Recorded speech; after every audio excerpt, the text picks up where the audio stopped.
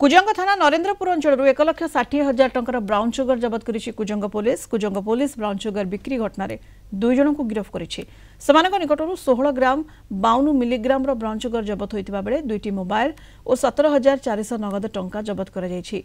गिरफ दुई जन हेले विकास नायक और प्रकाश कुंवर। सेमाने ब्राउन सुगर बिक्री करुथबा बेले कोनोसी सूत्ररु खबर पाई कुजंग थाना पुलिस चढ़ाऊ करी दुई जन ब्राउन सुगर व्यवसायी को गिरफ्त करिछि। आज सेमानकु कोर्ट चालान करा जिवो बोली तिर्तोल एसटीपीओ कहिसेंती।